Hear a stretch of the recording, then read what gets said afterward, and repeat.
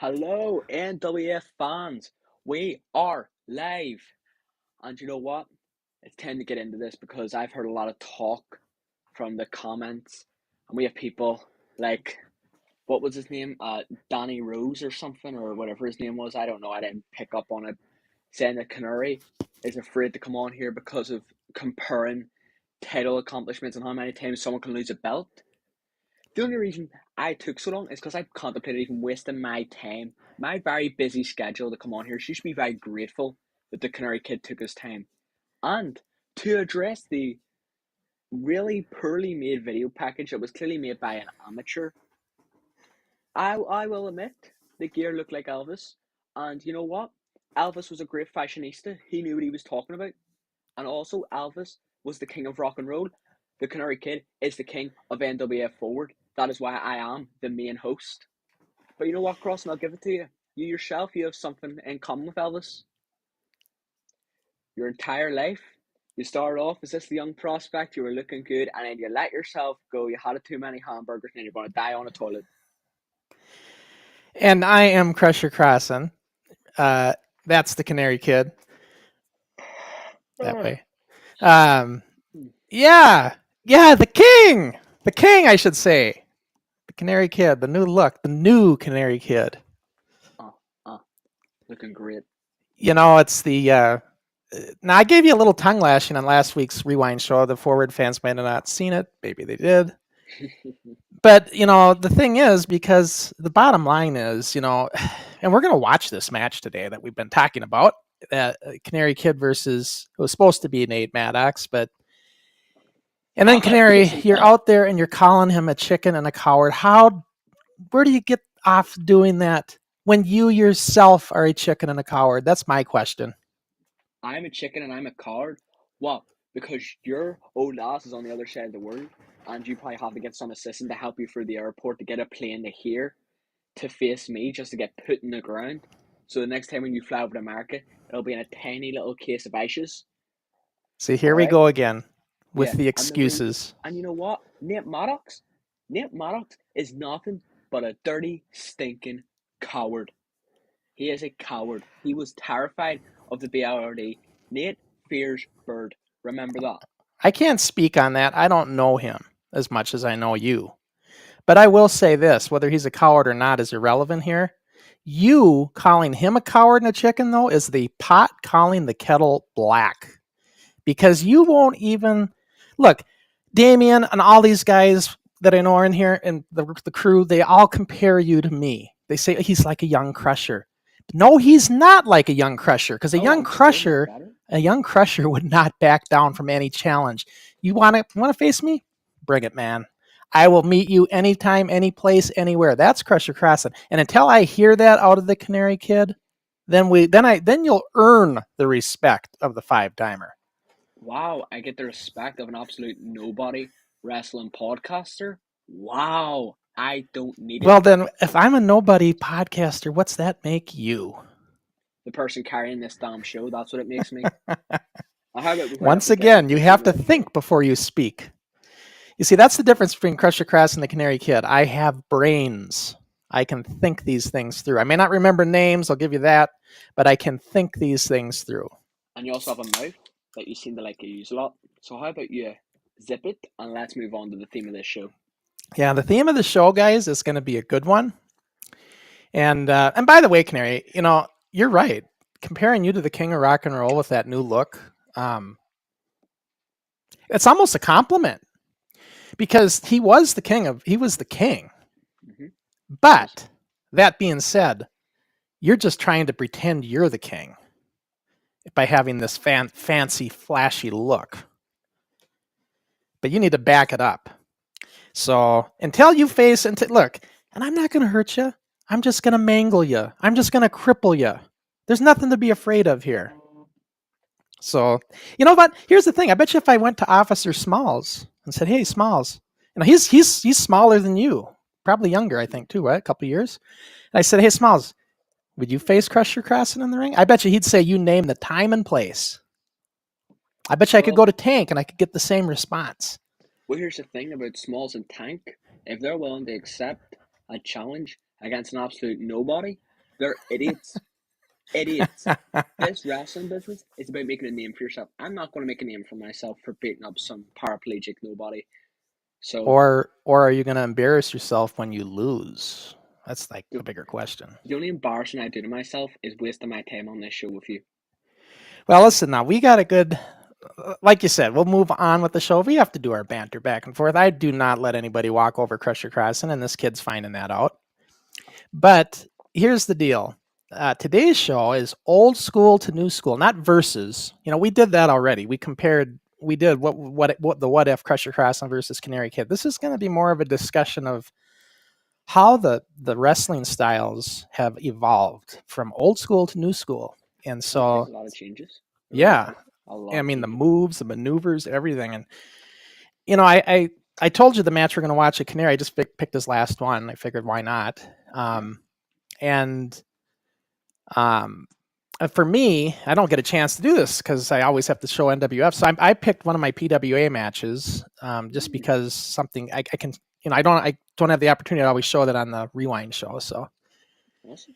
and so I figured that would be a good one because you know, and because it was Slick Steenerson's birthday yesterday, I think the guy I go against. I figured why not show that match. So that'll be the old school, and then we can talk about. Although Canary, this match I am going to show us of when we were in the PWA. Troy and I tried going fast paced. We tried to do it a little different, so it's still old school, but we're going much more contemporary, which really annoyed Eddie Sharkey. I remember you telling this story. Yeah, he was not he wasn't mad. It was a good match. The crowd popped, but he in his eyes it wasn't what it should be because he's such an these old timers, Ricky. I'm telling you. They don't move with the times. They do not want to evolve, and maybe you even feel it too. You know, when I go to like England, for example, and I'm meeting all these British legends who have been going and they're in their 60s and 70s and they're really old, you try and talk to them about it, all you're going to hear, the new generation isn't wrestling, it's Americanized and they did this and they did that, they don't know what they're doing, this isn't true wrestling, you'll hear all the time. Again, they're just not moving with the times. And I know we'll talk about it at the end of the show. We're only going to go for about an hour and a half today, guys. School night for Ricky. We're not going to stay on too late. So an hour and a half. That's usually the kind of window we try to shoot for anyway. So, but I want to just mention that on our next Forward show in 2 weeks, I do have the HBK Hillbilly Kid coming on, one of Sean Hernandez's boys. He's about your age. I think he's 16 or 17. Awesome. And it's really cool because, and we'll talk about it at the end, but he's got he wears the overalls. He's the Hillbilly Kid, and he comes out to Cotton Eye Joe, which is I don't know if you know that song, but that is perfect for a Hillbilly Kid gimmick. I know that song. I know it's kind of a cult classic, right? That's really worrying that you even thought that. I don't know. I mean, that's not even, you weren't even born when the song came out, so. Well, yeah, but you weren't born when the Titanic. No, you were born when Titanic sunk. You're like a millennial. Millennium. But it's a knock on country music, right? And I'm not a big country music fan, so I always like the song. But there's very few country songs that I like. There's a couple, but very few. I don't mind country western, but actual country, not me. Too bad. To each their own, as far as music preference. But I always, this song used to get played in the bars all the time. It was a dance classic, back when I was in my 20s. Yeah, and when people used to that song came on and everybody get excited. So it's a perfect music for his gimmick is what I'm saying. That's a good choice. Yeah.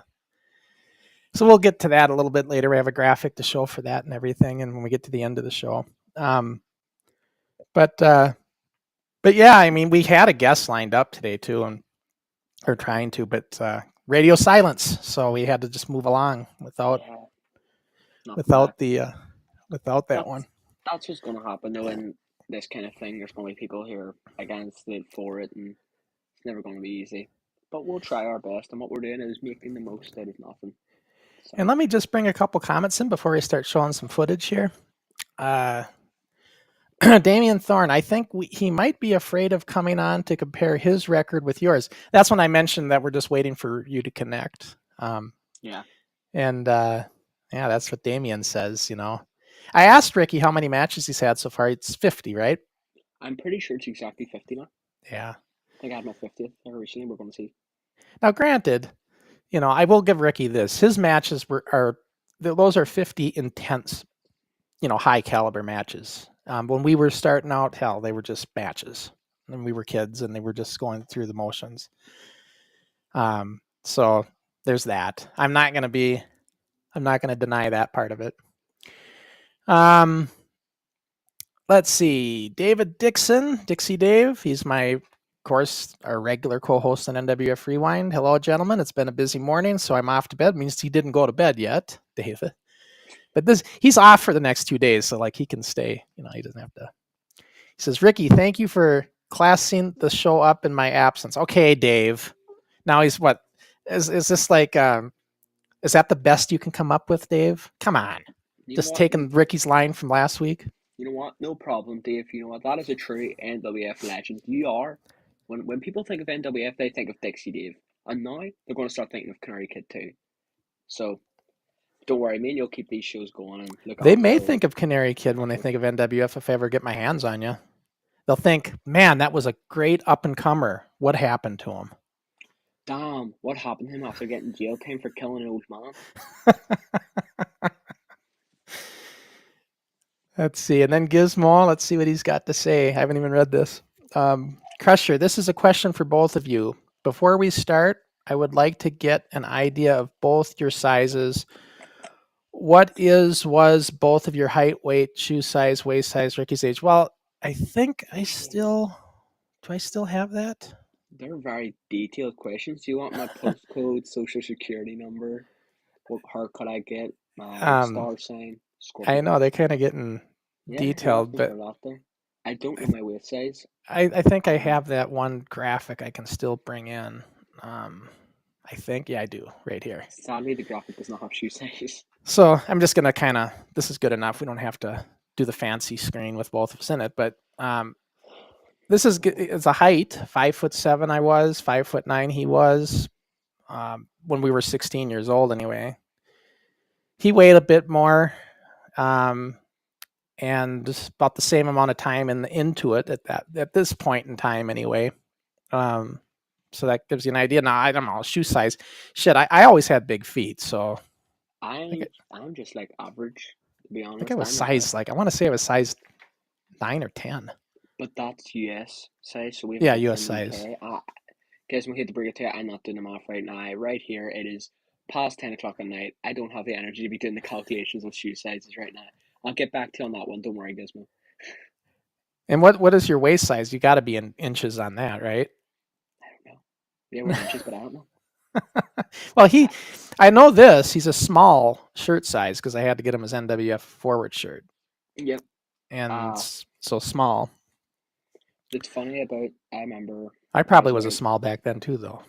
When I was about 12, I was at my friend's house and he had a football shirt jersey from when he was 6. I was 12. No, 13 actually I was, and it fit me. Yeah. Perfectly fine.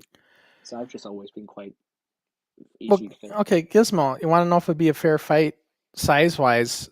Look, I'm bigger than him today. I outweigh him by probably 100 pounds. And I outclass him by a lot. So but look, I went against Steenerson when he outweighed me by 100 pounds. It's not a matter of how big somebody is. What matters is if they're good enough to handle it. Which Crossen isn't. So which Canary's not, because he won't agree to it. So there's that. Literally the greatest wrestler we have graced this planet. Ever talk about me, they gotta get him. I'll have a problem. It's almost like it's like Canary. It's like Ricky the Weasel Heenan. Just like Bobby Heenan talks a big game, but will not commit. And then when you do finally get him face to face, he runs like a coward. You're doing a lot of talk, but I don't see you coming to Ireland anytime soon. So how about you zip it? I told you I may be on my way over there. Oh, you really? know that. Huh? How about you say it to my face when you get over, all right? I don't know if you want that, though. I don't know if that'd be a good thing for the Northern Ireland fans. I'd hate to just disappoint them. Yeah, you are very disappointing. So that would make sense. And he, of course, is the former NIPW Junior Heavyweight Champion. And you are a former 5-time champ because we lose it 5 times. Yep, I lost it 5 times graciously. And Yeah, it's a good questions though. But yeah, and but remember, Gizmo, we're talking about old school to new school. We're not talking about fighting each other here. So I am just because I want to hear it out of him. I'm trying to get him. I'm trying to get him into being like Crusher, but it's just, he's got to get over the fear factor. One of these days, maybe he will. And also, if I want to make it in this business, I don't want to be like Crusher. So that's not the big issue. So now you were saying when we talked about, not to get back to Hillbilly Kid, but when I brought him up before, you said that is such an American gimmick. Do you like it or not like it? Oh, I love it because no one does it. Yeah. You don't see hillbillies anymore. It used to be a really popular thing. You used to have like Hillbilly Jim, the Godwins, etc. Yeah. You don't see it anymore. So Well, it's actually like awesome seeing it now. he's a baby face from what I can Oh, of see. course. In America as well, if you're a hillbilly, I think you have to be a good baby face. Yeah, I know that he seems like he's always in tag matches or whatever against Smalls. They're like, even though they're kids, they don't necessarily do like kid matches so much. They're like part of the roster with San That Antonio. yeah, so similar to what we were doing for a while. Yeah, it's like, so it's like, it doesn't matter how old. Sean Hernandez has matches with these guys. Oh yeah, So and that's great experience. yeah, so it's like, and Hernandez is like, I love his style. Like, he's like, all right, like when he first was presented the idea of having young kids come in as trainers, like, okay, we'll do it, but I don't want to see anybody crying if they get hurt, because if you, and I don't want to see anybody going easy on these kids, because if you do, you're both out. I mean, he's right. You don't go easy on them. Let Yeah. them know, like, screw it. You filter the weak from the strong. That's the idea. Well, yeah. I mean, if you're gonna be in the business, it's you got to be able to handle it, and can't treat people with kid gloves just because they're kids. So Yeah, 100%. that was like the thing I liked about what we did back in the day is, when we did our shoot title matches, even though it was not the way to do it, it toughened everybody up. Like there wasn't there was no room for crying about it or being upset or whatever. You just had to get through the match, even though it was intense wrestling, Hmm. And I always liked that. It to me, it toughened them up for when we did start doing it properly. So, man, there was no whining. Yeah, kind of like how they do in training. If you think about it, they, some of the trainers get really rough with the guys. At least they used to, and it was just because they wanted to toughen you up for the ring. There was also a big thing, from what I've heard from like the older wrestlers, at least here in England. No, not here in England, from England coming here, and they would say that when you were training, it was your first couple of days, they would stiff you. They would go really hard. They would actually like even at times go for like injuries, really attack the person, because the idea was because kayfabe was so strong. It means if they give up really quick, they would leave and say, "Oh no, that stuff's real." But if they stuck on, it showed that they were tough and dedicated, so that they were willing. All right, we'll let you in on how this works. Right. Yeah. It was a lot of people and a lot of guys between the cardio and that didn't stick around. They were like, this ain't for me. Yeah, Sky Sports Video News says this is for both of you. At what age did you win your first title championship belt? well, I was 16. 16. Yeah. And I started out as the champion in our league because we started it, so I was 14. That doesn't count. When did you win your first one? Well, 14 because I lost it and then won it again. I mean, I won and lost my belt in the first year 3 times, I think. Well, that's impressive and all right, but see when you think about it, think of who Crossen was against. Crossen was up against younger guys, people his age. I won the belt True. from a guy with 1 year experience on me, about the same height, more weight on me, and older than me by a good, what age is he? A good 2 6 or years. 7 years. 2 years. Nope. John McCann? Oh wait, I didn't wait! You're talking about because you won it from Crooks. DD Crooks, right? Yeah. He had about 6 or 7 years on me. So Right. and also the people I defeated while champion, Jordan Nelson, got weight, size, height, all of it, and age. Extremely inexperienced. Doesn't matter. Still beat him. Beat John McCann. He has experience galore. Yeah, but you're best friends. How hard was he Weight. trying? How hard was he trying? Clearly, you didn't watch that match to see how hard he was trying. And then you had Halfdan, who It's the current champion. Didn't pin me for it. Very But half impressive that. guy, but very, very new and green. Well, he's still the champion, isn't he? I know, and to lose it to somebody that's that new I and didn't raw. lose it to him. If you actually have watched the match, you would notice DD Crooks lost my belt. Okay. He was the one who got pinned. I didn't. Well, see, there's the first mistake. Crusher Cross would never put himself in some kind of a wild ass scramble match to be Oh, put into that position to lose my belt when oh, it's not so me. you're a coward? Not a Is that what you're coward. telling me? You're Not a cowering coward. away from I'm the a challenge. smart wrestler. That's why I'm 5-time.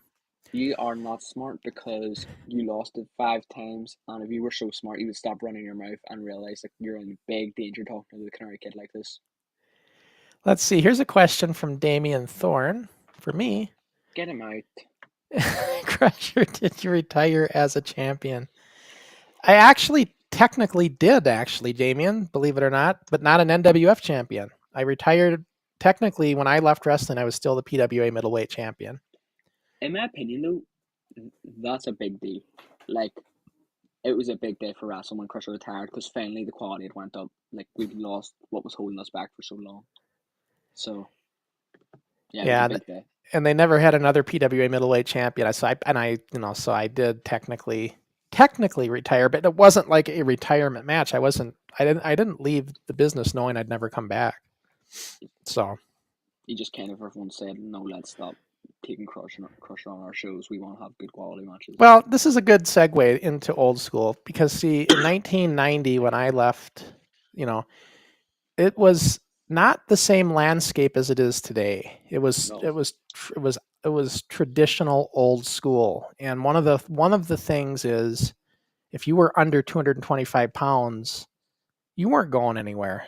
I mean, you might have made it into the very few indie leagues that existed at that time, which Sharky was one. There wasn't. That's the other thing. Got indie leagues all over the place now. That wasn't happening. There was Windy City in Chicago. There was Eddie Sharkey in Minneapolis. I can't think of any other ones really in Windy the City Midwest. is, am I wrong? Is that still a place? That's I still don't a know if thing? it's still even going on now, but yeah, I thought it was. that was an indie league in Chicago area. Oh, I know who it is. It's Japan, New Japan Pro Wrestling do Windy City Rat, so I got mixed up. That's a show they do. Yeah, and of course Japan, but nobody really looked at Japan as an indie. They looked at it more as Japan, right? Like its Yeah, own thing. New right. Japan or old Japan. And Okay. but yeah, so anyways, what I was getting at is that I wasn't big enough. And remember at this time, in the match we're gonna watch today, I was probably 145 maybe pounds. So at that size, I had everybody. Eddie never said it to me, but I had everybody telling me, "You're not big enough. You're not just not big enough." You know, we all heard it. Even Waltman heard it when he came in. Waltman was a bit bigger than me. Like he was more, I would say he's about 165, where I was 145. He had probably about 20 pounds. We were about the same height, but he was a little bit, heavier than I was. But yeah, just like, so when you have all that going on, and then my dad, who was not a fan of me, I mean, he loved what I did. He loved everything I did, and he was very proud of what I accomplished. But he was so worried I was going to get hurt, and so he he wasn't a big fan of that. So that's part of why I decided to just he wanted me to get a college degree, get a good job, and everything, and so he wanted me to go down a different path. Yeah. So that's what I did. Look who's in the house here, Canary. Ben himself, Ben Nelson. We're looking forward to having you come back on one of these days, Ben. Just talking about before the show started. Yeah. Yeah, I can't wait to have that ugly mullet back on the show. I do too, because then I can have somebody that can say, I bet you anything if I said, Ben, I come to Ireland. Do you have the guts to get in the ring with me? I bet you anything he would. I know your best friend John McCann would because he told me so. So they're not cowards. So there's that. They're idiots for wasting their time. I taught them better. You know what I'd really like to do? I'd like to get Big Chris. I'd like to get over to the UK and get Big Chris. Me, Big Crush, and Big Chris. Now that'd be like it's unstoppable force against you young whippersnappers. Oh yeah. Big Crush, emphasis on the big. And Big Chris would, yeah, be a great idea. two washed up old men nobodies. I mean, it fits perfectly. You better be careful, you know. If Big Chris books you over there, you might have to answer to what you just said about him. I welcome it. Let's see. Ben says, Ben again. would love to share the ring with Crusher. Unfortunately, Ricky is a bit of a coward in these situations. Well, you know, Ben, I have to agree. You know, until, like I said, he has to prove to me that he's not. And until we get to that, I just don't know. You know what's really funny? It's funny that Ben's calling me a coward, but last time I checked, I whooped you and your brother the last time we were in the ring together. So, how about you zip it? Yeah, but he was a young, brash just rookie watch at the the show. time, though. He was just kind of starting out. He had a little more experience now. Who knows what'll happen? Yep, and even hugged your haircut. Sports Talk 117. Over the years, how many matches have you competed in that were part of TV event or social media post? Well, Ricky's been on everything, so he was 50, he's at 50. I've had 50 matches, and a lot of, I think most of them are on the internet. Not TV. TV is a big deal. Again, I love it, but TV is really difficult. There is no TV wrestling promotions, I don't think, in the whole of the UK. So I would need to be getting over to the States to get any sort of TV, or Canada, because I think Canada has a TV promotion in there somewhere. But here it's nah. It's a different time now. Like now, everybody's kind of on the internet and social media and stuff. That's kind of their platform now. Yeah, even Crusher's on it, and yeah, we rewind and stuff on it. But back in the day, we were on cable television in 22 of the 52 states. And how many matches I had? Well, every show I was on a match. So, I mean, we did over 100. And that's just the shows. Then a lot of sometimes wrestled 2 or 3 times on a show. So it's like, I never added it up, but I know it's in the hundreds. Oh. So, yeah. Yep, good times. Good times. All right, let's start watching some footage here, Ricky. We've been talking enough. We're already 30 minutes in, so let's kind of show. So the first one we're gonna go old school to new school. So we're gonna start with the old school. Like I said, I'm showing the PWA. This was myself and Slick Steenerson when we were in the PWA with Eddie Sharkey at George's and Fridley. Very, very ropers is what it turned into. This was like the events Eddie Sharkey did. This was like the main event. Like this is the main place he did every month. Like this was the big one. This is the one you wanted to be on if you were going to be on one of his shows. It's a bar and you get people drinking and they get rowdy and couldn't be a rough crowd if you're a heel. So let's take a look at this. We'll watch this and make sure the volume's down a little bit here. Ricky, you might have to do your thing. I don't know. It's working. 170 pounds. I'm going to bring this down. He is a big guy, Steenerson. Steenerson, yeah, he doesn't look it, but he actually weighs about 250 pounds. Actually, had him step on a scale. How old is Crossen in this? I am 20. Oh, okay. Or no, I'm 19, about to turn 20. Take that back. Because this is in 89. So this would be like in the December of 89, I think. Because you can hear the crowd. They're just getting on Steenerson's case. Oh, yeah, don't you for the vacant middleweight belt. For the vacant middleweight belt. I don't own this footage, so this is like a copy of a copy of a copy. So it's a little kind of washed out a bit. But 159.5 pounds from Anoka. Crusher Crossen.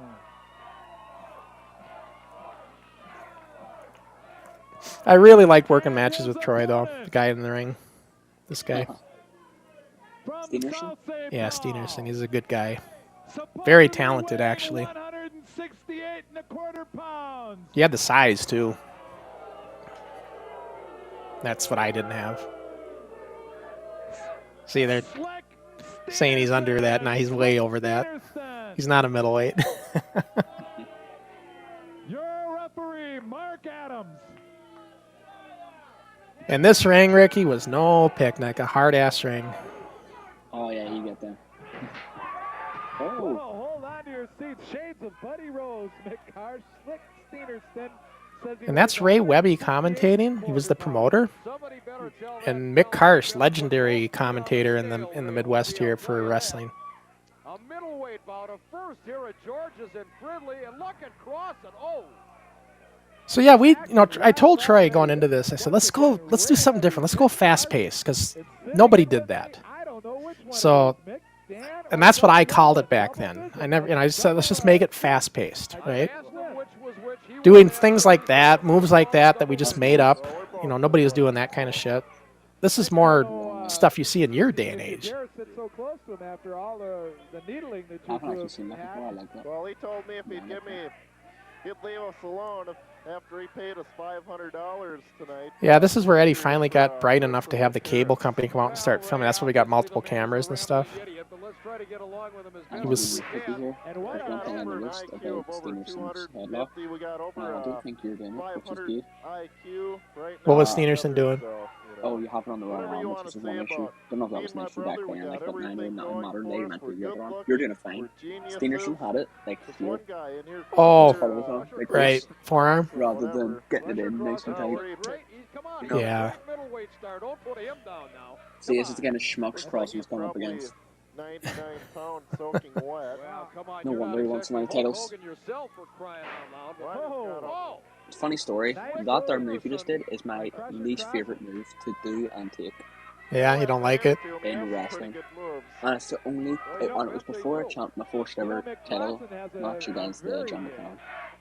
We were training and we did that move, and I kept spiking myself on repeat to the point where I actually got out of the room and had to go to the bathroom to like decompose because I was getting so worked up and angry.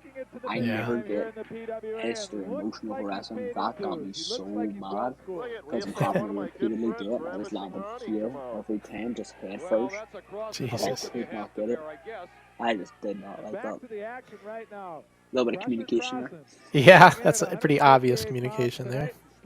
Now, I slip on this. I do this all the time, but I slipped right there. You see? That fucked up the timing, but we still get it off. Oh, you saved it. Yeah. But man, see, that's all it takes is a little slip, and that can really throw your timing off. You know that. You know what's funny? I'm watching this, and you're doing very, moves that I'd seen modern day. Yeah, I mean, we really were. We were trying to do something a little different, fast-paced, and we're trying to be more cutting edge. That was our...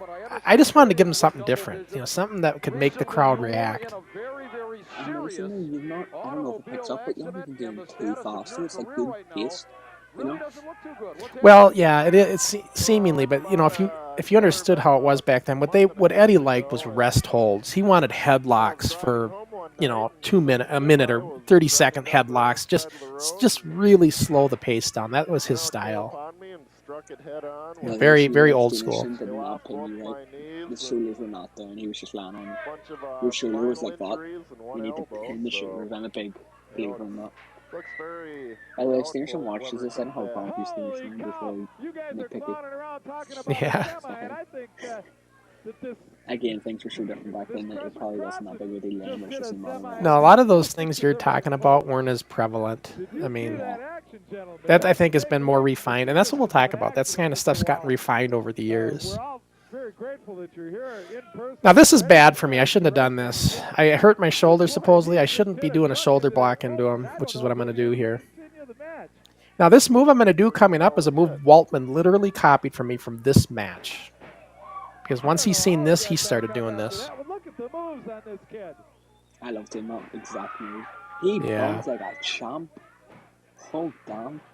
Oh, man. Nice. What was that? He bumped it like a champ, that whole thing. Oh, yeah. Yeah, Troy was really good at his bumps. He could take solid falls. He was good. That's where I thought he was. I really thought he would go places, but Troy, he met a girl and everything changed. No. That, the buckshot spring is something that I thought was, real modern. Only last 10 years in London. I'd never seen that from, an old wrestling tape. Really? Yeah, you don't see it. And Hog's Breath Saloon, that's another old bar in Minneapolis area. like a He's really doing all nice this. guy. Well, Oh! I'm not surprised that you would think he's a nice Crawford guy. could bump. If Hitler was alive, Yeah, he'd I go always around tried to him, do a complete 360, but I kind of did like a half one, right? You did. I love it when you can like. I always liked it when if I take a clothesline or you hit me, I want to really sell it. You know, like It's all make it look over like you took now. my head Kept off. trying. I think the fans appreciate that. You know. Sloppy cover. Very sloppy. Come on. So even the commentators are saying it's because Well, you know, we don't want it to be so obvious. Remember kayfabe. We're trying to make it. He went into orbit. You know, I'm looking at that. Yeah, those high hip blocks. Do you call it a hip block? That's what we would call it, a hip block. We used to call it hip toss. I'll tell you, Or we those do high call it hip hip block. blocks are taking Crusher What was that? over like he We weighed just call it a 90 hip toss. pounds, not 160. And if we can get a Yeah, hip toss. Sometimes we call them. Sometimes they were referred to as veal throws because We have a veil, and instead it's grabbing the here and they're like Wish the ref was chest watching slash there. hip area, and just Crusher grab yeah, no, like a veal throw would be like where they're running at you and you just veal throw. It's like the way that meat throwers would throw hunks of veal, like you know, that's where the terminology came from, a veal throw. footage. Yeah, this is like I had to clean this up as best I could when I captured it. So you should have seen how bad this was when you look at it raw. You see it in the video get kind of shaky here and there. But yeah, bad backs because the damn ring was hard as a rock. Like, look at it, hardly bounces. You just watch it. And they're talking about it now, the commentators. It's a concrete. There's where we fucked up. That was supposed to be a flying head scissors. Sorry, guys, about the language, but I get into this. But this is one of those things, guys, like when you mess up, you don't go back to it. You just move on. We're not going to do the flying head scissors now. Oh, man. I agree with you. I've been in that ring many times myself, and everything in that ring hurt. Oh, for crying out loud. Now, See there he if does Champ it it again. knows. You know, Mech, I off. could say this Slick Steenerson. Wait a minute now. Watch the Steenerson here. Watch the freight train. I telegraph it, though. Look at this now. Oh, he's telegraphing this. Took too much time. If me or my brother was managing this guy. Yeah, this guy that commentating with Mick Karsh, he's being a heel commentator, being a Ricky. So he's like, that's why he keeps telling it, like, this Crusher Crossen looks like he's about 99 pounds soaking wet. He's really ripping me. That might happen one day too, Mech. Oh, wait a minute. Oh, Down the ref. referee. Yeah, he knocked the ref out. That kind of got messed up. I was supposed to back body drop him over the top rope. Kind of got messed up. And that, by the way, the guy in the white tuxedo, everybody, that's Pretty Boy Taylor, Steve Engstrom. We talk about him all the time on NWF Rewind. He was the adult that joined our show way back when. He's managing now. He's Troy's manager. He's pretty good. This is a good role for Steve. Like, he can get the crowd going and stuff. He has a nice look. He looks like Colonel Sanders. Yeah, he does. We don't have any mats, any vinyl covering this floor. This is hard concrete here at Georgia. Now, nobody went off the top rope in PWA, so there I am. Crossen, oh man! Nice. What a clothesline! Crusher Crossen going Guy in should for have the been cover. disqualified for using the third He's rope. in on top. Come on, count of 1, 2. He nailed him! He nailed him! Miscarriage of justice Yeah, on rowdy that crowd. play. They get it, but they like you. They like you. I always was fortunate to be cheered here. I never had any boo problems getting booed like I did at Dry Dock. With a tremendous maneuver. Referee Milo Adams. So what happens here? So I win the title, but they're going to say I went off the top rope. So they're going to reverse it and give it to Steenerson. I don't show all that, but I'm not even putting not allowed to go off the top. Is that a rule? yeah, because in the PWA you couldn't go off the top rope, and I just did. Yeah. So we planned it that way. We're like, I'll go off the top rope, I'll win it, but then I'll get disqualified. See, these are the kind of finishes, and it all sets up for a rematch, which we had. So now we are going to. Got to bring it down because it's a little bit louder. So here he is talking about chicken and a coward, guys. What I'm talking about.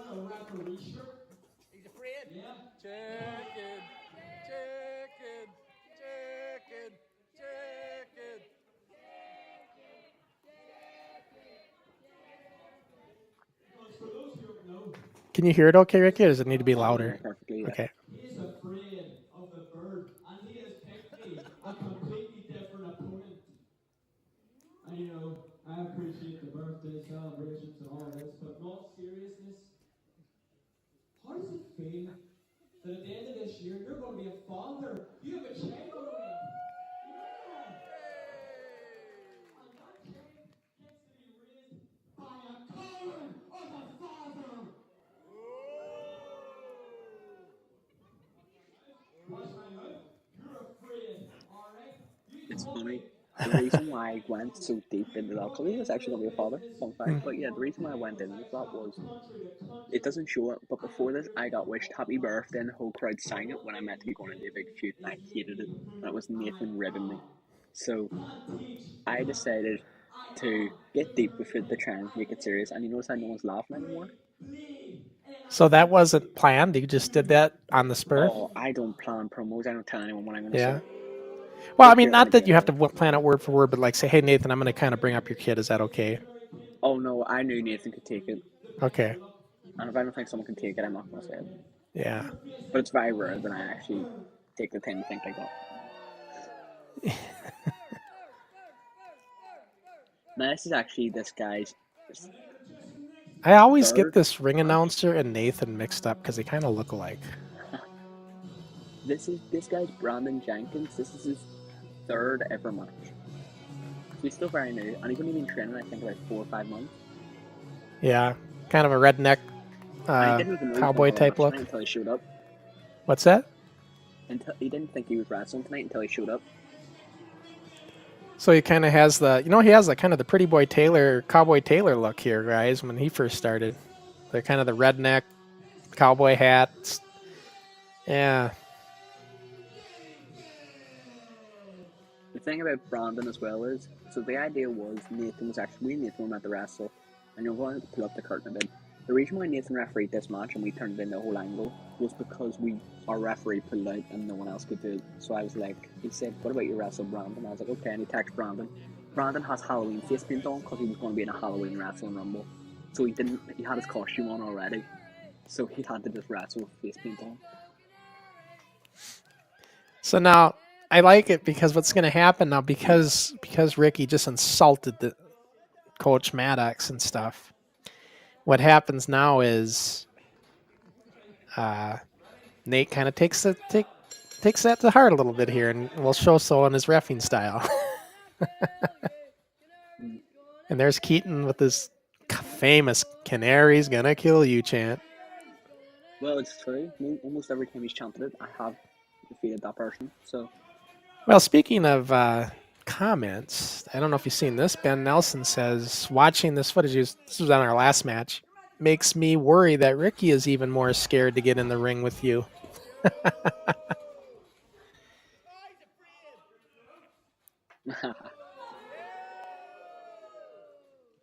Now, of course, Brandon Jenkins' finishing move is the lariat. So, the big old close now. So that's what I'm trying to avoid. So he's like almost like a Stan Hansen with lariat, huh? No, it's funny. He's more inspired by JBL, but I've always seen more Stan Hansen.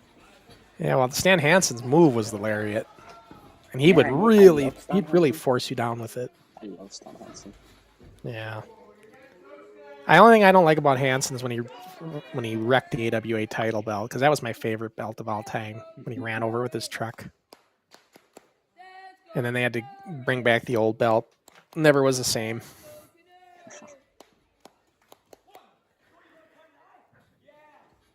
What do you think? Since we're talking old school to new school, what's your opinion of title belts? Do you like old school style belts, or do you like the new style belts they have now?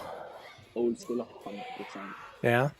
One of my favorite championships of all time is the All Japan Triple Crown Championship. Mm-hmm. Oh, I like this move. It's actually inspired. Yeah, kind of like a drop kick to when they're in the corner. Yeah, inspired by both. What is his name? My brain's really tired right now, so I'm trying to think of what you call this guy. He's Shibata and Kenta, two Japanese wrestling machines these days. Getting older, but yeah. So here's a comment from Sky Sports Video News. I'll bring this in quick. I haven't read it, but So the first big difference between two eras is the equipment. Crusher's still in singlet, and Ricky is in his new impressive gear. Ricky, is there any chance of you changing your wrestling name? I just say that was so funny, and it makes this very possible. You started off with like talking about the gear, and then just changed it to something that just wasn't relevant to what you were saying beforehand. I just thought it was going to link. No, but my name. I mean, it was always brought up to me to change my name. I wouldn't do it. Now that was a good shot. The other ones are weak. But that last one was a good one. A lot of this, like, miniature stuff, like the in-between stuff, we had no idea what we were doing. Like, we didn't plan it. We just did it. Like, I didn't know he was going to spam bus, and he just lifted me. Notice Nate's count was super fast there. Oh, yeah. Also, saying that his chops were weak. His chop hurt like a motherfucker. That hurt. Looks like that turnbuckle pad is super loose on the second one.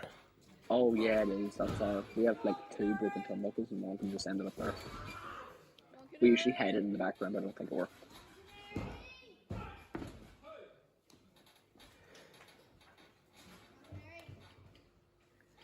Yeah, I'll get to Ben's comment. That's what I'm talking about. Lariats aren't just clotheslines. They're meant to be forceful. That's why you usually like drive them down with it. But we'll get to that That's question. the difference with it. But still, you don't have to hurt the guy. You just make it look like you are, you know. Unless you're European. Yeah, but I mean, even so, people that get rough and hurt people though with moves is because they're just not trained properly. Oh, 100%. I Yeah. get laying your stuff in. Like in this match, I do a whole lot of it. I lay in my stuff to Brandon. Well, I mean, it's fine as long as you're both on the same page, you know, and I don't have a problem with it. I don't ever have a problem. It's like I don't have a tolerance for pain when I'm in there. Like when I did it, I didn't care. It never really hurt. At least you never felt it. But some people get annoyed with it when you get rough with them. Oh, yeah. Some people. Now, one thing I like about Brandon is he's very innovative with his like powered offense. Okay, I like the character. I like the gimmick. I don't care for the face paint or whatever he's got on though. No, as I said, he wasn't meant to do it as his character. That was part of his Halloween costume that he was meant Oh, to wear. okay. And he got police wrestling, so he just had, like, his face paint was already on. I get okay. Because I was gonna say this face paint does not go with the gimmick. Yeah. No, he just had it on because it was Halloween, and then Nathan told him, "Yeah, you're getting them out." He's like, "Oh, well, I can't take it all," because he had like ceramic stuff on it, like it was really well detailed. All right, that makes sense.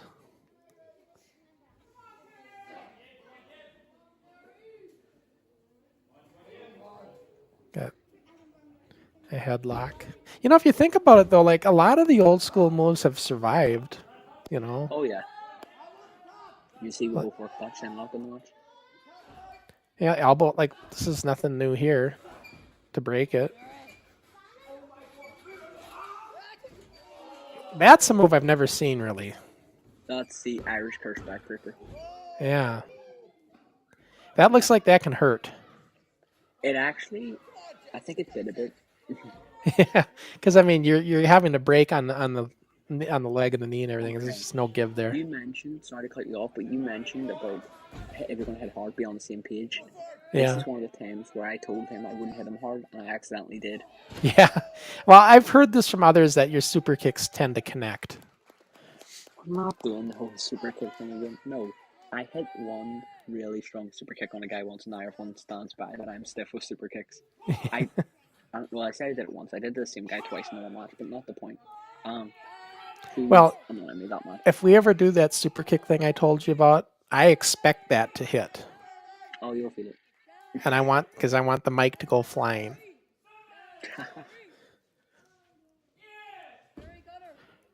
That's just a little bit of me and Ricky talking to ourselves off camera. We don't even need to get into that, but let's see, what do we got here? Sports Video says, I like Rick's belt better in the thumbnail photo. No, you don't. Sports Video, I'm not happy with you. You're sitting there saying he wants to, in Rewind, he's talking about don't break the old man's hip.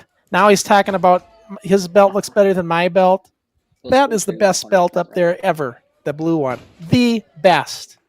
Not that belt on Ricky's shoulder that he doesn't even have anymore, that he lost his ass to. Oh, what, the belts that you stole? Those little replica toy belts up there on your wall? Rick's belt looks better. And then, oh, here, this is just why cheating. Ben was saying this. See, I would have done it. I would have done it to the south of the solar plexus there when I did that kick. I would have made it, more one that's going to count, not to the leg. It's funny the front. Ben That's says, hilarious. I took a lariat from Brandon a few weeks ago in Portugal. He drove me through the ground. Yep. That's what we were talking He's not about. with me in his opinion. He wants to finish me off. Those super kicks. He took that like a champ. I'll tell you something though. Speaking of super kicks, Terry Block and the Vader one in our league, he would do a flying super kick, and I swear he hit people, but everybody that took it from him said they never got touched. But when you watch it on video, it looks, how did he not? Yeah, but they swear they never got touched with it because I asked because it looks so good. So he does get the 3 count with his canary cutter, which I understand you hate taking it or you hate doing it now. This is replaying, guys. I'm going to get us out of here. So yeah, so that's the matches. Ben had a comment in here. Any chance we see a Canary Man in the future? What does that mean? I think it's because I'm Canary Kid. He's saying it's like, Oh, okay, I get it. The Canary is already the man, and the man who is carrying not just Forward, the entirety of NWF on his back. So No, you're not carrying nothing. Until you say, Crusher, I'll take you. Until I hear that, you're not carrying any NWF of any kind. All right, you know what? You have a point. You do have a point. All right, everyone, get your video cameras ready. Here's the moment where the Canary Kid says it. I'm going to say the words that Crossen just asked me to say. All right? Y'all listening? Ben, Crossen, everyone listening? Crusher, Crossen, 5-time loser of the NWF World Championship. I will take you to a nursing home, you old man. That he will. Because he knows that if he takes me into the squared circle, that it would be the last match he ever wrestles. So of course, I wouldn't expect to hear anything else. Ben, we'll never hear it from him, Ben. The only way this match will happen, you guys, is if I get my hands on him and throw his rear end in that ring and go in there. Then we might see the match if I could catch him from running out of it. But other than that, yeah, that Crusher Cross and Canary Kid, I don't think we'll ever see that match, you guys. But before we get into that, Ricky, I don't want to keep going down that rabbit hole. Let's kind of stick to our theme a little bit. Old school to new school. So like when we watch those 2 matches, well, let me just say this, like, and we both talked about this, like with old school, it was a slower pace, very, very generic, really, match, basic. Your moves that would always take place were clotheslines, elbow drops, back body drops, body slams, suplexes, traditional moves, right? And we talked about the veal throw, hip lock, whatever you want to call it, versions, there's variations of it, but snapmares, which I don't know if you know that, that's the one where you bring them over the head. I mean, I don't know. You don't know what a freaking hamstring pull is, so it's like, I got to make sure. You realize that we did a snapmare in that match? Yeah, I know. I guess you did it, but who knows what you call it, I guess. You might have a different name for it now. I mean, you call it frog splashes and stuff. So compared to a death leap, that's what I'm saying. Like, things have changed. We already had this conversation where I explained to you a death leap and a frog splash are literally different moves. They're really the same. They're the kind same, of. but it's a different motion. The frog splash, you're going in like this and flying out. A death leap, you're just... Yeah, I guess. But you never hear it. But when somebody sees, like when Keaton sees, I always did this death leap. I never did a frog splash. And even Keaton says, I really like your frog splashes. So they don't realize that it's a death leap. Keaton's, one of the funniest things about Keaton's videos is, see if he doesn't know what you call a move, he just has the wildest guesses, and I love it so much. Yeah. I don't know if he still doesn't, but for so long he called my neck breaker a twist of fate, which is Jeff Hardy's move, and I used to bawl laughing at it every time because I'm like, I'm just not going to tell him. So now if he's watching, you'll find out, Keaton, it's a neck breaker. He thought it was a twist of fate for so long. It was so funny. You know, and I was gonna say with old school, so we had guys in the business that sometimes couldn't bump, and it was not uncommon. And I'm not just talking about Jesse. There was lots of guys that weren't that great at bumping. Bumping wasn't a. It was much more important in the old school days, in the kayfabe days, to just, this is real. We're in this. The match is real. We're not faking it. So they don't care how crisp it looks. They don't. In fact, crispness wasn't a thing, because if you made it look too choreographed, people got onto it. Yeah. So you wanted to have a very rough edge. So having guys that necessarily couldn't bump wasn't a bad thing. They'd just be brawlers, right? They'd just be, like a bar fight. And so you'd have a lot of that. You'd have that kind of style of a match. Those people, man, the fans got into that stuff. They liked seeing that stuff. There was a time when, getting that folding chair and coming in with the ring with the chair, that was a big deal, and people loved seeing it, right? Oh yeah. So in old school, a lot of times just rest holds, like Eddie would love to see the headlocks, and you'd sit on the mat with the headlock and wait 30 seconds and really sell the headlock, or a wrist lock. Nothing fancy, just simple, right? Straight arm bar. And some of us, like me, like if you were like more of a high flyer, you'd start doing a little bit more, going off the top rope a lot, doing different. I would either do flying clotheslines, elbow drops, the frog splash or death leap. I'm going to call it the death leap. That's what I like to do off the top. Yes, what you were doing was a death leap, not a frog splash. Some people like to do. We had Nick Dumas, who, even I think before Kurt Hennig was doing the drop kick off the top rope.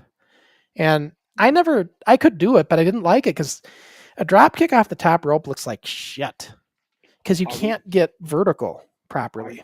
Oh yeah, you talking about which drop kick? The one where you back bump or front bump? No, not the back bump is fine. I don't have a problem with that one. I'm talking about trying to do a side drop kick off the top rope. Anything you do, you always end up putting a lot of pressure on the wrist because it's like doing a top rope burpee.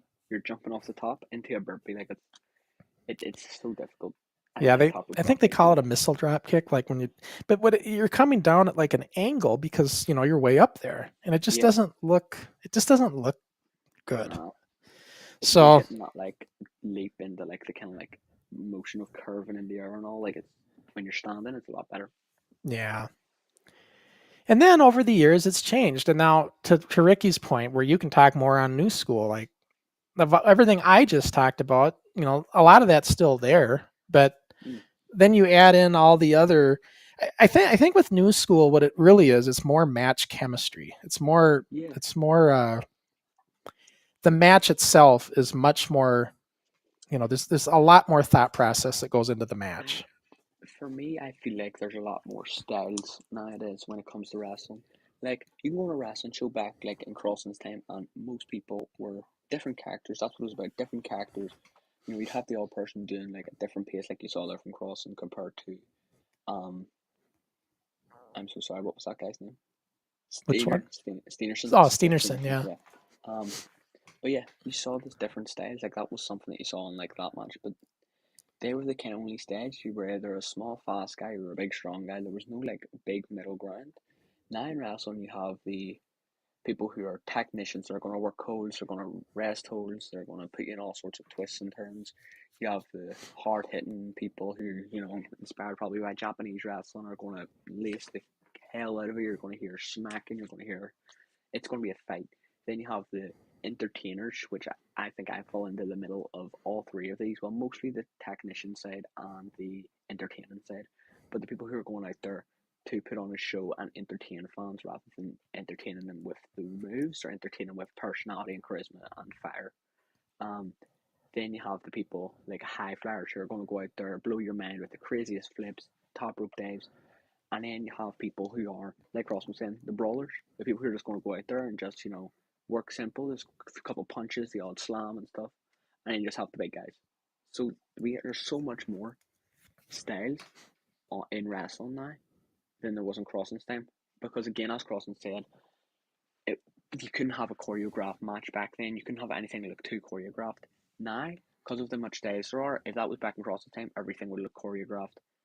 Right, and what you don't want, and the reason they didn't is they actually get criticized if you did, because they're going to say this looks fake, and that's what the guys would say in the back. Hey, that looked fake.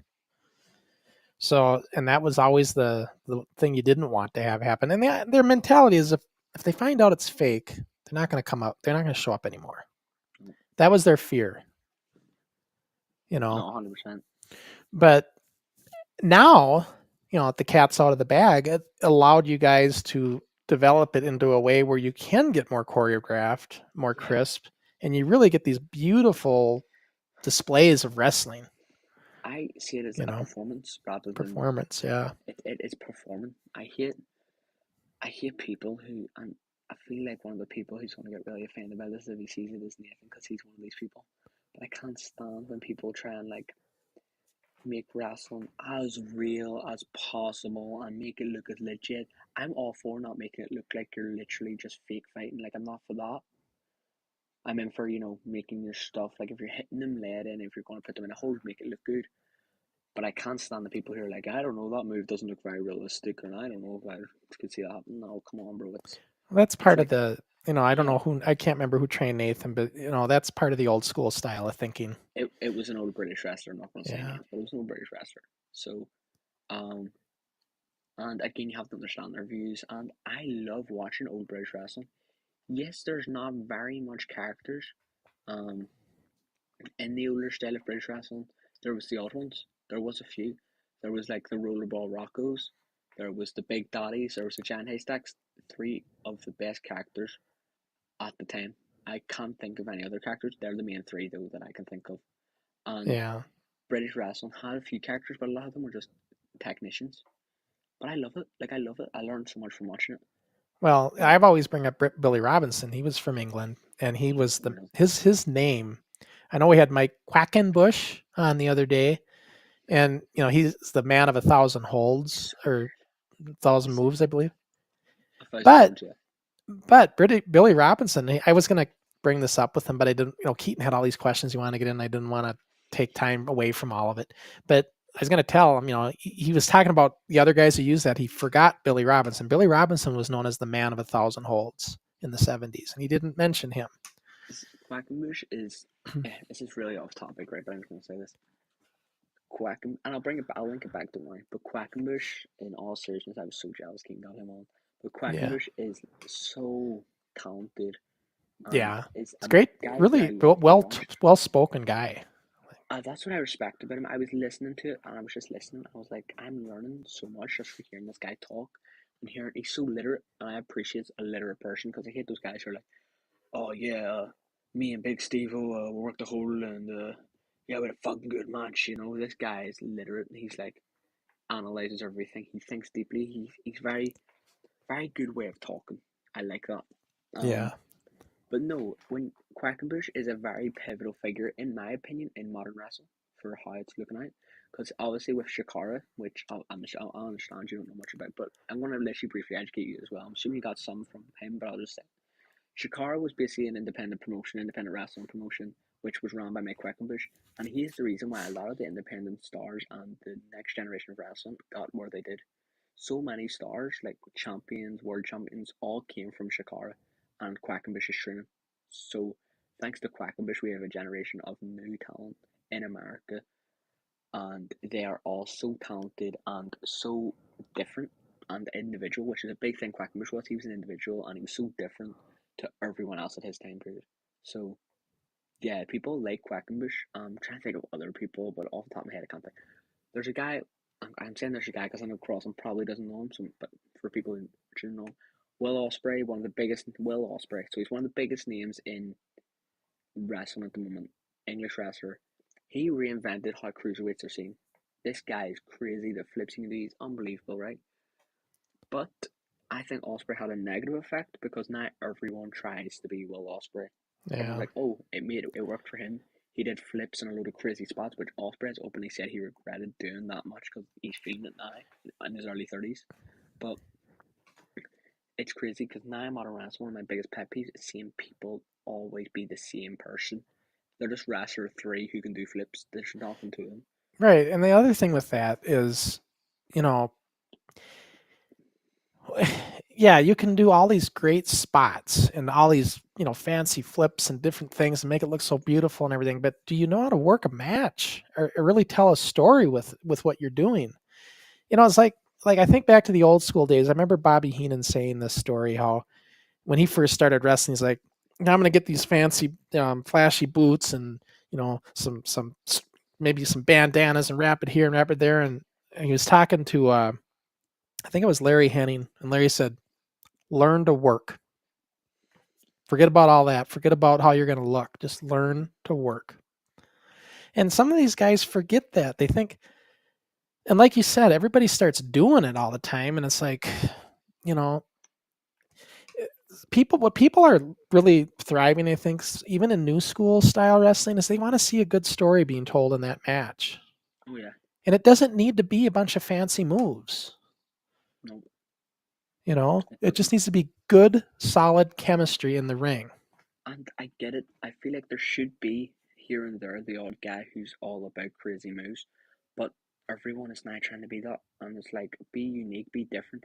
We don't have innovators anymore. There's very few innovative people in wrestling, and I get it. It's hard. There's we're so far into the wrestling industry that there's been almost every move's been done or tried at one point somewhere, but no one tries to be inventive anymore. There's very few. There's a couple I know, but I've been giving this advice to a lot of people like in wrestling, like close to me, and a lot of like people train with us. The biggest thing you can be is innovative, be different, create, think, make people like see your stuff and want to do that stuff. Be different. No one is different anymore, which is the biggest issue of modern wrestling. Right. And being different is what's going to make you stand out and get noticed. Yeah. So, that's a real important thing, I would think, in today's day and age.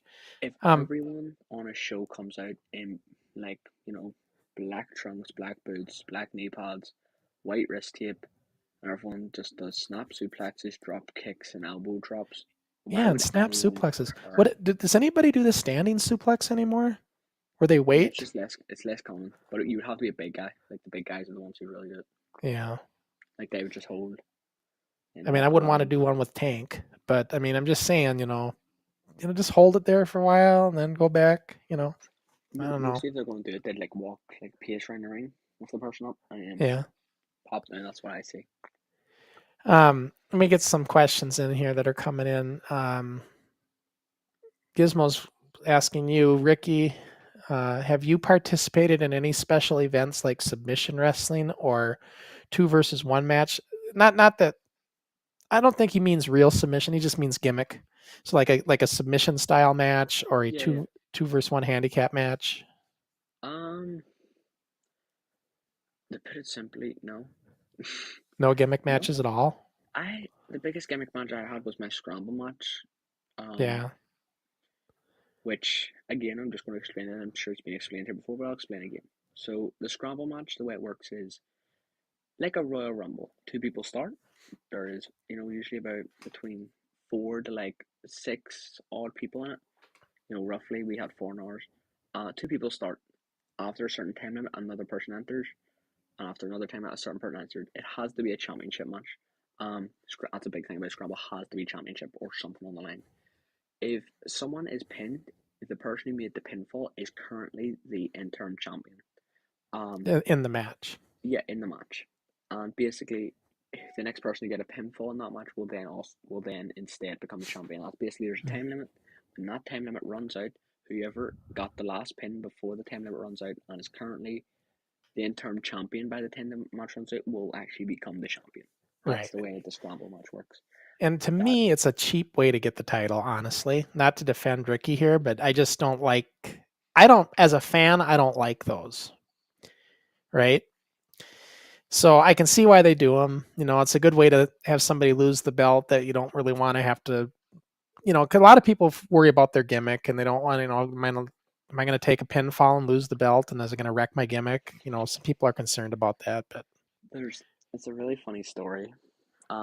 So Halfdan was the guy I lost the belt to, and before Halfdan had his first match, and after he made his like just surprise debut attacking me and stuff, again pulling the curtain up a bit here, I actually contacted Nathan, and I said, we hadn't talked about me dropping the belt, and I said, if you're going to have me drop the belt to someone, why don't you make me drop it to Halfdan? He looks like a menace. He looks like the kind of guy who could beat me. And I kid you not, Nathan told me, nah, I think we need to give him more time. Like, give him like a good bit of time before we even think about giving him a belt. Nah, I don't think it's a good idea. I mean this. 3 months later, he gives him the championship. Well, I'm just, but then again, 3 months of him working though too. Maybe he's seen something different by that time. he'd Right? had 2 matches. Oh, just 2? Just 2. Yeah. Well, I mean, It's, it just sounded better with him deciding it, right? yeah, it's like more sense. Yeah, I used to get on people's cases like that jokingly. I'd say like, you know what, it was a good idea. I remember telling a guy this. I said it was a good idea. It just sounds better coming out of my mouth. I just to give him shit, Oh, of course. So let's see. Damien's got a question. I know you don't like Damien because he's always on my side. I thought I said that him out, but okay.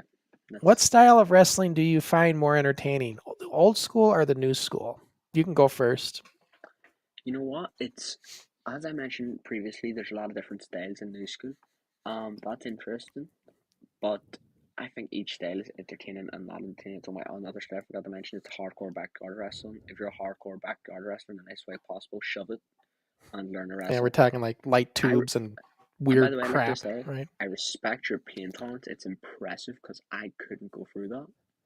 But learn to wrestle, please, and stop calling it wrestling. It's an episode of Jackass. Yeah. But my style of wrestling, I can't even answer that question because I love watching the old wrestling. I love watching the new wrestling. I get the best of both worlds. I love experiment with both. And recently, I got sent a dark match, between who was it? It was the Junkyard Dog and someone else, and I can't remember who. I love Junkyard Dog, by the way, and I can't wait to watch it. Was it his pre-WWF days? Was it in Mid-South? No, it was WWF, but it was one of their dark matches tapings. Just a house show then, something that wasn't Yeah. televised. But it was. Yeah. It looks like the clips I've seen looks like a great match, and I can't wait to look at that. I love studying that, and I love studying old school wrestling because a lot of it's been filtered out, and I love to go, oh, it's been filtered out. Let me bring it back then. So that See, the problem with the WWF house shows though, as maybe this was a better one, but when the boys knew the cameras weren't rolling, and because they were on the road every single night, it was a night off for them then, and so they would just goof around and not have an actual match and just go in and out and just play all these games because they just didn't want to work. This match wasn't a house show; it was a dark match. So a dark match, if you don't know, is basically they will put on a match for the live audience. So like it was like WWF Raw. They will put on a live match for the audience in attendance before the show starts. Well, yeah. See, dark shows are also considered untelevised shows. That's still considered a dark match. But the thing about dark matches is the idea behind them isn't just to entertain the audience; it's to also test out guys. So it was like a test run. So Junkyard Dog was probably still new, probably it wasn't even signed yet.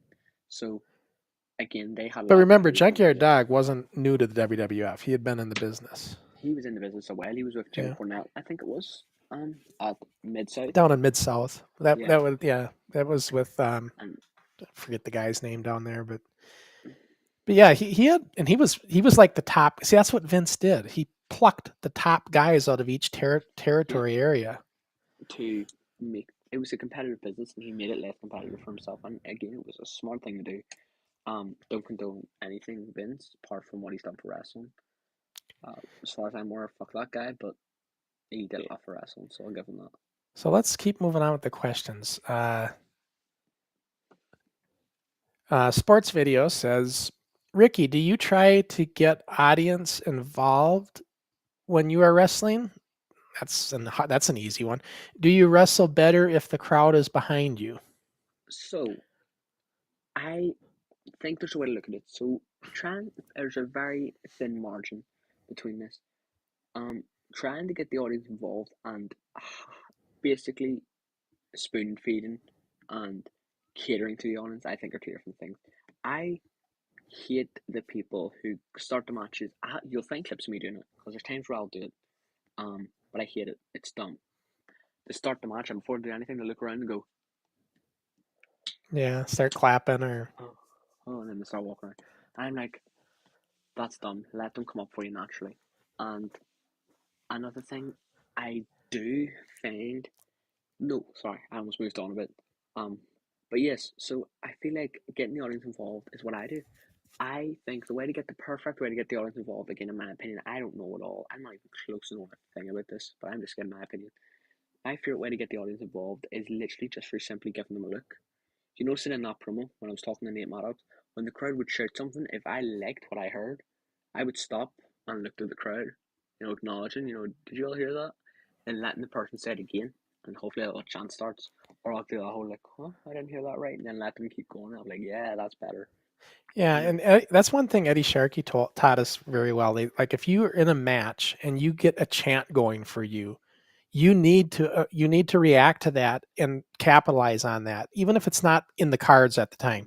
So, like in other words, when I have a match and if I'd start hearing the Crusher chant and I'm in a headlock or something, I would keep going for that. I'd let them know I hear them. I would keep the chant coming so that I can flip it right, and then you get that pop. There's so many guys that they'll have a chant going for them and they just stick with the script and they don't react with it, and then the chant goes away. That's what you don't want. When the chant's coming, that's the perfect time to implement what is called a hope spot. And literally, someone like Crusher said, has you in a headlock, crowd are chanting your name, let's just say your name's Jim. They're like, Jim, Jim, Jim, Jim. You start, I'm sorry, my cat just fell. But you start, you really start giving it the big. You start, ooh, ooh, ooh, ooh, ooh. Perfect time for hope. Punch, punch, punch. Yeah. Clothesline me. Run off and take a clothesline. The crowd got a wee bit. They got excited. Cut them off again. Hate this heel. That's the way you meant to work into it. Yeah. You get the crowd going like that. That's what makes the match exciting. Oh, yeah. And to answer if I wrestle better, I think I'm the best wrestler no matter what. No, but in all seriousness, I don't know. Good question. I enjoy it more when the crowd's behind me. Definitely. Don't know if I actually perform better. Maybe I do. I don't think you've experienced a situation though, like what I had happen one time where I'm supposed to be cheered and I'm getting booed.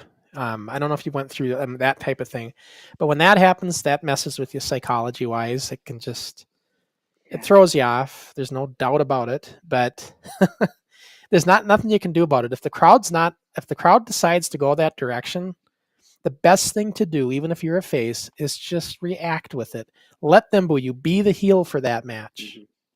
Mm-hmm. That's the best thing you can do. I didn't do that, but when I look back at it now, I wished I would have. It's funny that you mention that because I was talking to Ben and Jordan, and they went to Portugal recently, which of course I'll hopefully let them talk about if they come on the show, which they will. But they told me, and I could get this story wrong, so it's good that they can retell. But as far as I'm aware, they were doing a triple threat match with Sage Valentine of Pure Filth versus Ben and versus Jordan. Ben and Jordan this was for their tag team match. Actually, it was their tag team match the night before. It was them two against Brandon Jenkins, which we just saw, and Half Dan, who's the world champ, the junior heavyweight champ. And when Ben and Jordan walked out, they were meant to be the good guys, and the crowd hated them. They were boo, you suck. So they got booed. They've experienced it. They're so new. This is again their first year, but yet they knew. Okay, well we're switching, and they went full heel on that match, and everything the heels were going to do, they did. Everything the face were going to do, the other team did. Yeah, that's the best thing to do. Mm-hmm. Just switch it, and that's what they did. Yeah, that was perfect. But see, some people, and I didn't do that because I was too prideful at the time, and that's just it. Some people get stuck in their character so much that they realize that this isn't supposed to be happening, so I'm going to fight it, and you're going to try to be the face, even though you're not getting cheered. Oh, yeah. So. And I'll never forget the kid I wrestled, Jamie McParland, when we got back, he'd come right up to me and he's like, "You got booed." And he just let me, he just reminded me, laughing away and everything, And here, Jamie really looked up to me. I know this now because he's told me, but at the time I just want to just wring his neck. Oh my God, it's funny. Now, here's a question from Masked Movies. He says, and I've never seen Masked Movies before. Welcome in, Masked Movies. Hello. What do you analyze when you study a match? So when you're watching like matches for that purpose, what do you analyze? That's actually a really good question. I'm going to be honest. That's a really good question. I've actually never been asked that. It's very rare I get. I've not been in the business that long, but it's very rare I get a question I haven't been asked. So it's very interesting. When I look into a match, I'm again, it's pretty basic to say, but I'm looking at holds, I'm looking at moves. What is not used? Because again, I mostly study old wrestling. What is something that used to be done a lot, or was something done a one-time thing and never done again? How can I take that, implement it into my state, and everyone thinks I'm a master and this thing's so cool? Where'd this come from? This kid's so smart. No, to be fair, I do like to innovate some of my stuff, but one thing you will probably happen is I watched an old wrestling match that no one really cares about, and I found something that was cool and no one does it. That's a big thing I look at. Um, Another thing I look at is both selling and how people handle themselves, how they walk, there's the way they move in the ring, the way they walk out for their entrance. I love watching entrances, but the way they walk out for an entrance, all of that. And if I want to do that, I look at modern wrestling because that's the entertainment business that we're currently looking at. That's the current market. This is the successful people who are carrying themselves in this way, and that's how they got far. And that's what I look at. I look at the swagger and the chest pumped up. A big advice that I was given that I don't even know if it was taken that deeply by the person who gave me it, but I've always held it. And it was a guy who's wrestling for Pro Wrestling Noah in Japan, LJ Cleary. Such a nice guy, by the way. I'm so happy for how well he's doing. And basically, what LJ told me was, so LJ's a small guy. He could be smaller than me. He didn't used to be, but he could be now. Haven't seen him in a while. And he said that he looks so much taller than he is when he walks out because he thinks and believes he's the biggest guy in that room. He walks with his chest pumped up. He has that strut. Oh yeah, he gets the crowd pumped and he high five and he believes in himself. He has that personality, and through straight confidence, he grows 5 inches. It's perfect. He looks like a star just because of his look and just literally moving around. And this guy's like 5'7". So, and he makes himself a star just through how he handles himself. So that's what I like to analyze when I'm starting a match. Selling, how to handle myself, and what is new and what's not getting used anymore in wrestling to be different.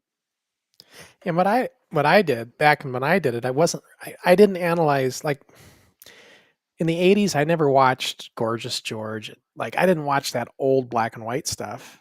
To me, it was boring, right? So I didn't like for Ricky's really, excited to watch old school stuff, which would for me would be watching the old black and white 60s stuff. But if it wasn't color, that I didn't like it for one. And so I never really got into the old stuff. So I would just watch current stuff. But what I would watch when I'd analyze matches is I'd look to see, you know, oh, how's their technique with when they're doing the moves, like how, and like you said, the selling for sure. I would want to see how they're reacting. That's like one of the things I would do is when the guns that were really good, I noticed were really reacting to when they'd get hit or clothesline or something. They would just sell it like there's no tomorrow. And that to me really stood out. That made a big impact on me. So when I watch matches and I see guys doing awesome 100% selling, because there are guys that can sell, then there are guys that can really sell. And oh yeah, I would always try to pick up on how they're doing it. I remember putting the VCR in slow motion and I would watch to see exactly how they did that. Right.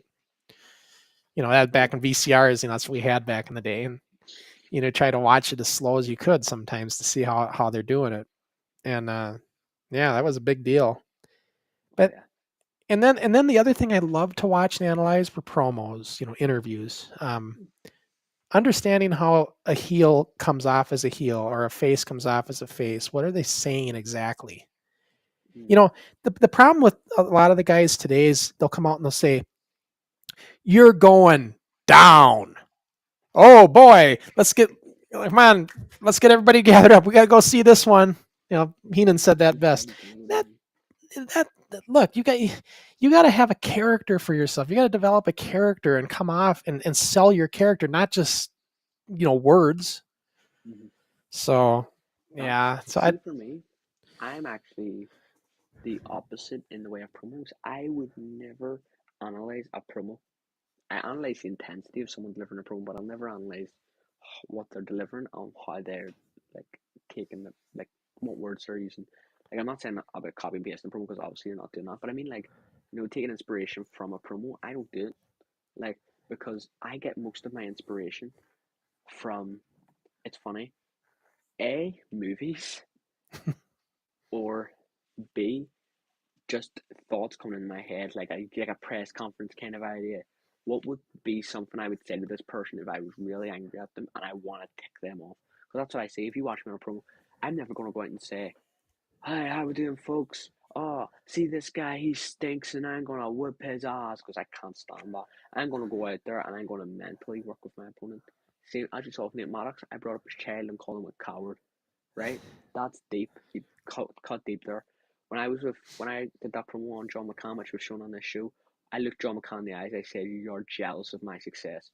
I was getting deep with it, and I said he's always going to be second best. He's nothing. I got into it with DD Crooks. When I was in a promo with him, this was on the fly like most of my promos, but there was a part I don't think we have shown DD Crooks much, but I don't know if we showed the promo.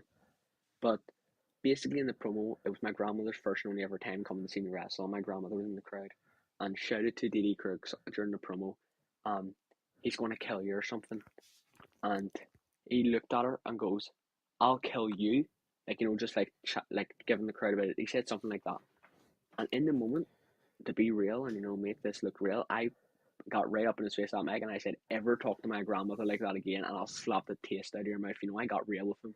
We need that in wrestling. Get real. Make me believe what you're telling me. Make me believe that. Damn, I want people to question, and it's happened a lot to me.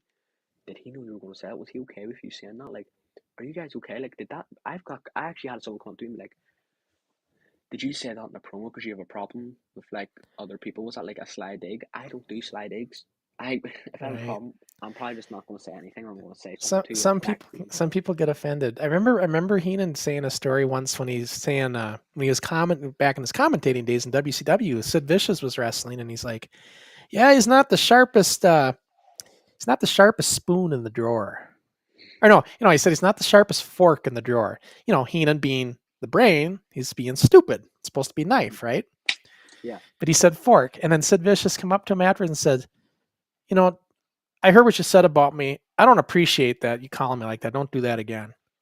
And he was like, "Okay." Heenan's just trying to do his job and putting him over and how he's commentating as a heel commentator. And these guys get offended. You can really offend somebody easily. But let's tell you what, we're getting close to the end here. So I'm gonna talk about what's coming up on the shows coming up on all three. So let's start out with Kayfabe with Keaton, since that's coming up on Sunday. This is what's coming up here. And speaking of DD Crooks, it's going to be DD Crooks and Sage Valentine on November 10th. That's this Sunday live. This is who Ricky was just talking about. And I arguably probably the best heel in not only NIPW, but probably the entire island. Mm-hmm. Very good. And I'm really looking forward to it because I've been meaning to meet these guys, and I'm looking forward to this one. I think it's gonna be a great interview. Oh, they're awesome. Yeah, this should be a good show with Keaton. I think this will be a good one. That's coming up on Sunday. Our next NWF Rewind show next week with Dixie Dave. This is going to be our last show for the month for, what are we, in November already? Gosh. So yeah, this is going to be the last one because we won't be doing a show on Thanksgiving. Studio taping 70, our first outdoor taping. And that guy in the middle there, Dr. Destruction, Chad Rancor, passed away a couple years ago. Good guy. And it'll be nice to see this show. This was a show that was done right after our first Armory event. So the very first public event we did. This is like one of the tapings that followed that probably a month later. So it'll be a fun one. And we'll watch that show. And let's see. Then our next Kayfabe with Keith. Our next NWF Forward show with me and Canary Kid. We have a guest again, and it's the Hillbilly Kid. I think they announced him as HBK, Hillbilly Kid. San Antonio style wrestling. Sean Hernandez trained him, and along with the rest of the trainers there in San Antonio. And it's going to be a great interview, Ricky. I'm looking forward to this one. I'm really looking forward to it. The gimmick is pretty cool, and I love the Cotton Eye Joe song he comes out to, so fitting. He's got to get a strap for his hat, though, because if you notice when he comes up to the ring, he's always got to hold his hat because he's kind of doing the whole kind of cowboy dancing on the way to the ring. But if he doesn't hold his hat, it'll fall off. So he's got to get a strap for that hat so he can do it properly. But that's just, me and Canary both nitpick again. Yeah, that's just me nitpicking a little bit. But no, this is going to be a great interview. And, just another guy that Sean Hernandez has been training now. They have a wrestling show that day as well. And so we're going to catch him before he goes on to one of his shows. So, and Hernandez says it shouldn't be a problem. So we'll be able to, get the interview in and stuff. So it should be good. Perfect. So, yeah. And I don't know. One of these days we might get Canary Kid to finally, grow a pair and say, you know what, I'll take you. And if he's so worried about doing it in Northern Ireland, I can get Sean Hernandez to make it. I can get Joe Bird. I can get Joey McDougall. There are places that we can do this, Canary. So, but do you really want to risk losing to a legend? I just, it might be too much. It might be too much. Legend? What legend? Is that like the legend of the Titanic that just sunk straight to the bottom, like you? Wasn't that an iceberg they hit right around where your island is? Oh yeah, it was built in my hometown. Not the point. Not the point at all. Anyways, we'll see. Maybe someday he'll grow the backbone like his friend John McCann and Ben Nelson. But we'll just have to see. And I can't wait to get Ben on because at least I'll have some support. Because I know Ben will side with the Fiver. He'll sign with the Crush. It's not the same way you need support walking and getting downstairs nowadays. That kind of support. And by the way, another theme we're going to do on one of our shows when we don't have guests, we're talking about NIPW meets NWF. And I say meets, not versus, because I want to leave it wide open. How would we book that kind of situation? I got ideas. I know Ricky's been thinking about it. So that'll be a fun show. And that's one we're saving for a later show, though. So, and if you guys ever come up with any good themes we should do, just drop us a line at nwfwrestling@gmail.com and let us know if you want us to discuss any topics, because there's going to be times when we don't have guests. So we're going to have to just wing it like this. So, all right. It's a good discussion today, though, don't you think? I think it was a good show. Yeah, I thought it was good. I hope all the people enjoyed it. It's as enjoyable as it gets. Oh, yeah. To watch Crusher on the screen. I mean, I have to put up with this pipsqueak that just runs his mouth with me, and he does it because he's so far away. But you watch, the moment I meet him in person, he's going to be this nice, well-spoken young man because he knows he'll get his tail kicked if he tries saying anything to my face. You know what's funny, Crossen? That's actually something we have in common. I also have to deal with some chip-chirping pipsqueak on the other side of this planet. I don't know who you were talking about, but I'm talking about you old hag. Yeah. All right, guys, we have fun. We always have fun. And, I'm going to put this little disclaimer. I love working you guys with this. The bottom line is I really think a lot of him, and he knows that I think the most of him. And hopefully we're going to see something coming up here in the future that we'll be able to talk about that I think will be really exciting stuff. So let's just stay tuned for that. All right, guys, we will see you on the next show, everybody.